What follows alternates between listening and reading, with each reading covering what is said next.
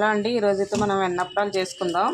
నేను ఒక అర కేజీ బియ్యం తీసుకున్నాను, రేషన్ బియ్యం. వీటిని శుభ్రంగా కడిగేసి ఒక 12 గంటల పాటు నానబెట్టుకున్నానండి. నానబెట్టుకున్న బియ్యాన్ని మరలా శుభ్రంగా కడుక్కుందాము. ఒక 2-3 టైమ్స్ బాగా శుభ్రంగా కడుక్కోవాలి.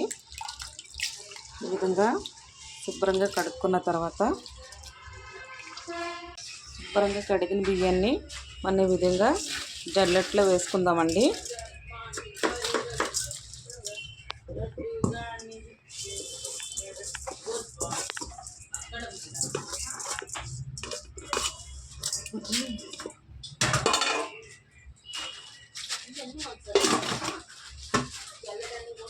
కొంతసేపు ఇలా ఆరబెట్టుకున్నట్టుగా చేద్దాము.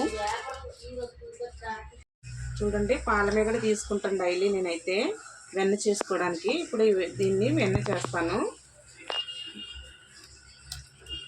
ఇలా మిక్సీ జార్లో వేసుకుని కూలింగ్ వాటర్ వేసుకుంటే చక్కగా వెన్న అయితే వస్తుంది. చూడండి, వెన్న అయితే ఎంత బాగా వచ్చిందో. వెన్న అయితే తీసాను. దీన్ని శుభ్రంగా కడుక్కుందామండి. బియ్యం పిండిని ఈ విధంగా మనం మిక్స్ చేసుకున్నాము. పొడిపిండి కాకుండా తడిపిండి తీసుకోండి. ఇలా ఒక నోటాడు పిండిని తీసుకున్నాను.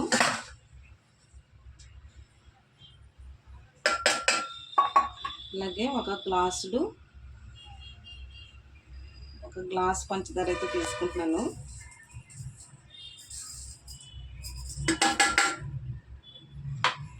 చేసి పెట్టుకున్న వెన్నను కూడా ఇందులో వేసుకుంటున్నాను.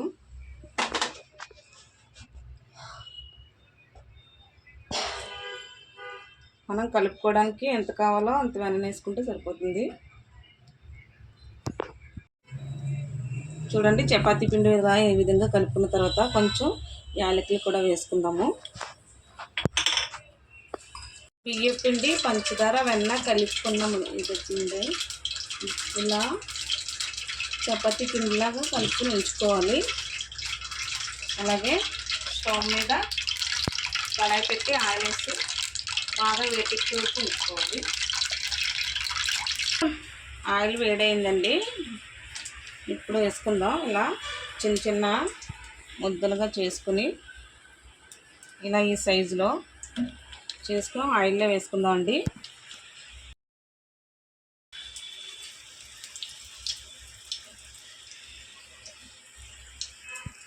అలా కళాయికి ఎన్ని సరిపోతాయి అన్నీ వేసుకుందాము.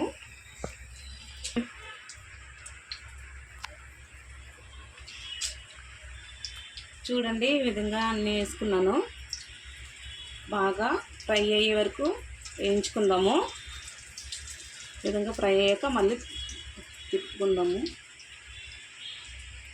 ఈ విధంగా రెండు వైపులా ఫ్రై అయ్యే వరకు అటు ఇటు తిప్పుకోండి. చూడండి, అలా ఫ్రై అయ్యి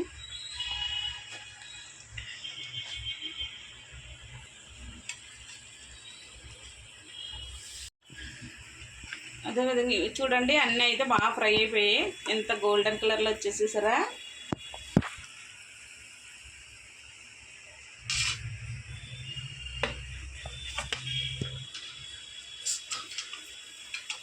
వెన్నప్పడాలు అయితే రెడీ అయిపోయి ఒక అర కేజీ పిండికి ఇన్నైతే వచ్చాయి.